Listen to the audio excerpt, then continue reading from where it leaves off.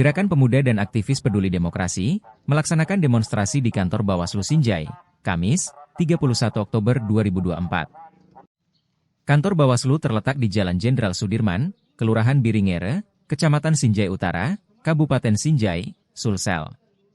Puluhan pengunjuk rasa ini berorasi secara bergantian, dengan pengawalan ketat oleh pihak kepolisian. Jenderal Lapangan, Heru mengatakan, pihaknya mendesak Bawaslu Sinjai untuk tegas dalam melaksanakan tugas pengawasan. Menurutnya, Bawaslu Sinjai harus cepat tanggap dan tidak tebang pilih dalam melaksanakan proses tahapan laporan maupun temuan pelanggaran Pilkada 2024. Mereka mendesak PJ Bupati Sinjai untuk segera mengulurkan edaran imbauan tentang netralitas ASN. Selain itu, masa aksi juga mendesak PJ Bupati Sinjai segera menindaklanjuti rekomendasi Pansus DPRD Sinjai terkait netralitas ASN. Masa aksi ditemui langsung oleh Ketua Bawaslu Sinjai, Arsal Arifin.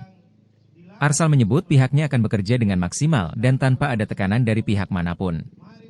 Ia juga mengapresiasi aksi unjuk rasa yang dilakukan oleh Gerakan Pemuda dan Aktivis Peduli Demokrasi. Setelah di kantor Bawaslu, aksi unjuk rasa tersebut dilanjutkan di kantor Bupati Sinjai dan gedung DPRD Sinjai. Yang terjadi di Kabupaten Sinjai. Bukti daripada itu untuk pernyataan sikap diserahkan oleh koordinator lapangan untuk satu bentuk untuk bahwa kami sedang menyampaikan pernyataan sikap. Jadi harapan kami bahwa pihak Bawaslu untuk netralitas terkait dengan pihak-pihak yang dilarang untuk persoalan ini.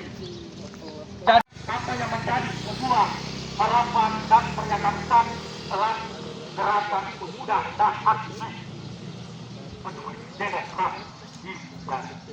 Jadi beliau sudah hadir